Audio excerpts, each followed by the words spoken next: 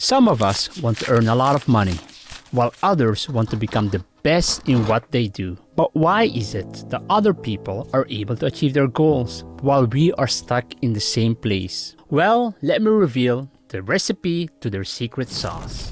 Systems. If you want to make your dreams come to reality, then keep watching till the end. In this video, I will be covering what a system is and the difference between goals and systems, why systems are important, and how it will achieve you more. Last but not least, I will be covering an easy step-by-step guide to build your own system. What is a system and a goal?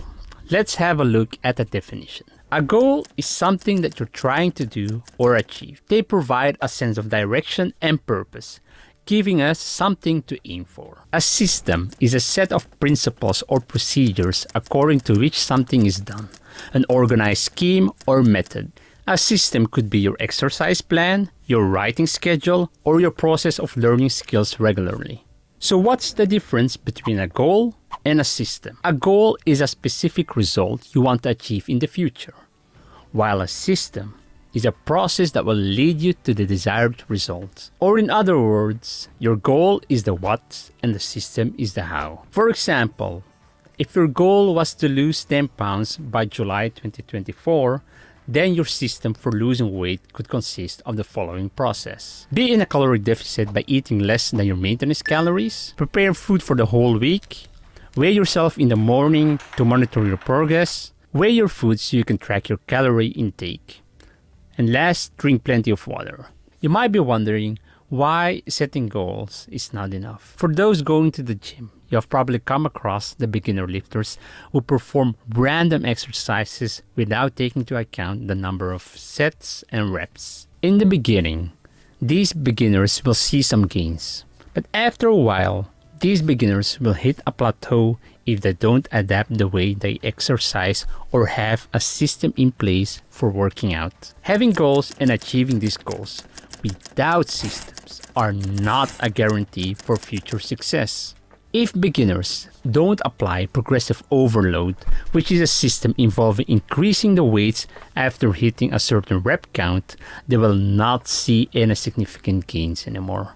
Another example is when you notice that you always have a messy room or desk. We all have a goal of keeping our rooms or desks tidy at all times. We all know this won't last long, because we or our children, if you're a parent, will eventually just make it messy again. So what if you have a system for keeping your rooms or desks tidy at all times? Instead of waiting until your room or desk becomes messy again, you make it a habit to declutter and clean your room or desk each day for 5 minutes. So what's the difference? Well, you only spend 5 minutes a day cleaning or decluttering instead of 1 hour. Your room or desk remains tidy every single day. And if you make it a habit, it won't even feel like a chore. Many people believe that once you reach a certain goal, there's going to be this amazing life-changing moment. But what actually happens when you achieve it? Usually, you feel good about yourself for a little while, but it doesn't take you very long to start pursuing a new and more difficult goal. For example, after achieving my first goal, which was earning 10K a month, I felt great. And shortly after achieving my first goal, I worked on my second goal and forgot all about my first goal. But unfortunately, I haven't reached my second goal of earning 20K a month yet. This is because I didn't have a system in place when I achieved my first goal. So basically, I just got lucky with my first goal. Having only goals can sometimes be frustrating because a lot of people, including myself, have the mentality of like, oh, when I achieve this goal, I'll finally be happy. Or when I achieve this other goal, I can finally have fun. So, instead of focusing solely on the outcome, it is better to focus and enjoy the actual process. Because the process is the actual happiness, and a lot of people think that it's the destination. But should you completely ignore goals? No way. Goal setting is critical for these two main reasons. Goals create focus and direction. Having direction gives you something to aim at and focus on. And 2, goals challenge you to grow and take action. Oftentimes, goals require changes that will take you outside your comfort zone. If you want to achieve goals you've never achieved before, You have to do things you've never done before. Achieving goals is all about taking consistent actions. Now that we know that systems are the keys to your success, it is time to develop your own system. You only need 2 basic items to get started: pen and paper. Step 1. Identify your goals. When it comes to goal setting, you'll probably have heard about setting goals using the SMART tool. It is an acronym and it goes like this. S stands for specific.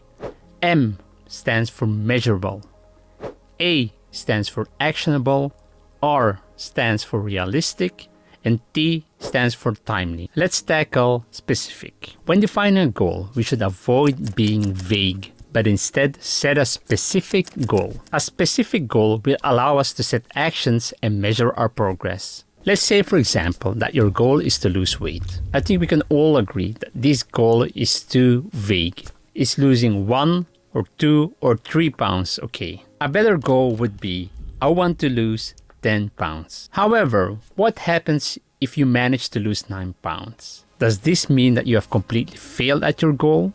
My advice is to work with a range instead of a specific number. So for our example, the goal should be, I want to lose between 9 to 11 pounds. Notice I have set 9 as my minimum target and 11 as my ambitious target. This target will help you overachieve. If you don't reach your ambitious goal, it's fine, since the amount of weight you have lost lies within your target range. Next up in the acronym, measurable. How will you know if you've met your goal or if you're off track and need to course correct? You need specific numbers that you monitor or measure during your journey. If you wanted to lose weight, you would track your calories and weigh yourself every morning. Next up, achievable. I am not a big fan of evaluating if your goal is attainable in this early stage, since you don't always know if your goal is achievable unless you try.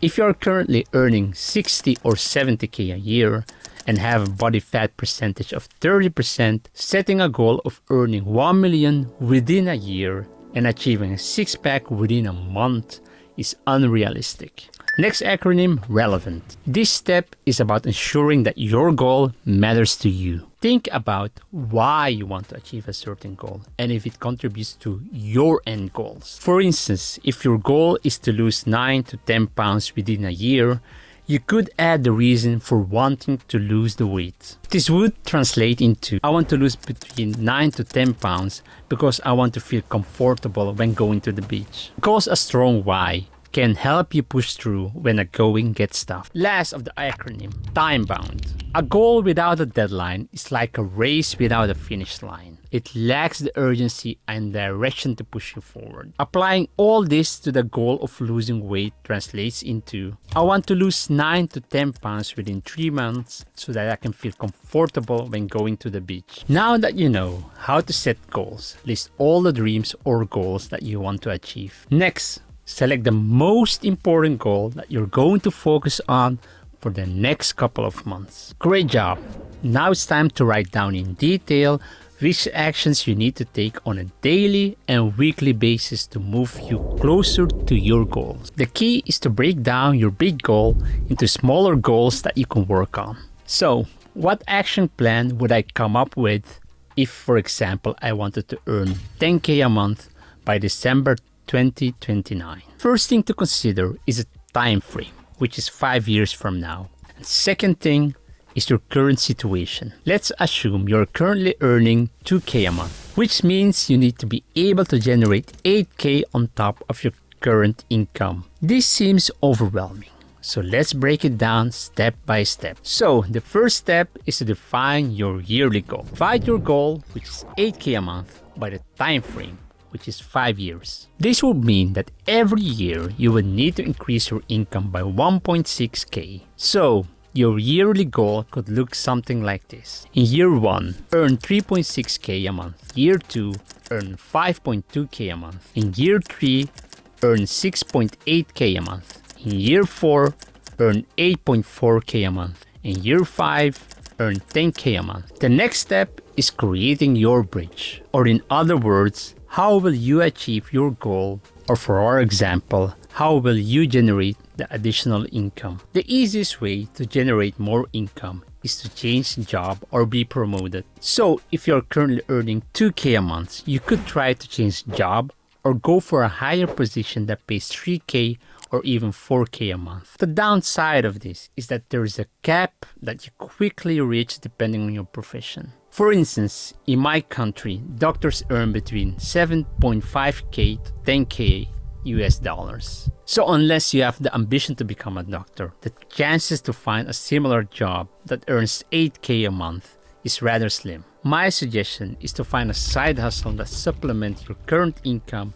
and preferably a side hustle that is scalable. If I were currently earning 2K a month, I would start an online business selling digital or physical products. Let's say you have a product that you can sell for $40. That will make you $20 in profit. In order to achieve your yearly goals, you would need to sell 80 products per month or 3 products a day to earn an additional 1.6K on your first year. To earn an additional 3.2K on your second year, you need to sell 160 products a month or 5 products a day. To earn an additional 4.8K on your third year, you would need to sell 240 products a month or 8 products a day. To earn an additional 6.4K on your fourth year, you would need to sell 320 products a month or 11 products a day. To earn an additional 8K on your fifth year, you would need to sell 400 products a month or 13 products a day. As you can see, the further you break down your goal, the less intimidating the goal becomes. The action plan we've just covered only works if you maintain sales each day. So the next step is to create habits. Good habits are key to continually make progress. If you wanted to lose 10 pounds, an essential habit is to weigh food that you consume in order to monitor your calorie intake.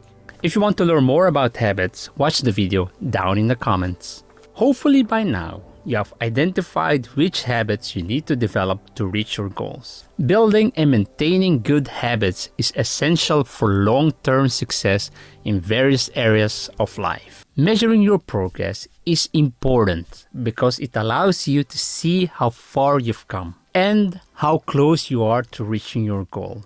This can motivate you to keep going. Use tools like a habit tracker or a journal to ensure you're sticking to your system. Tracking your progress also helps you identify roadblocks. If you find that you're not making the progress you want, you can investigate what is preventing you from making progress. Is it because you're not following your system due to procrastination, lack of motivation, a lack of focus? Or is it because your system is not providing the desired results? By identifying these roadblocks, you can then address them and find ways to overcome them so that you can continue to make progress. Which leads us to the next stage: adapt and refine. At various points in our lives, we are all met with setbacks, failures, and obstacles. Some are small, like a speed bump, just enough to slow us down. Some are huge, like a wall, which stop us from progressing completely. All of them gives us an opportunity to pause,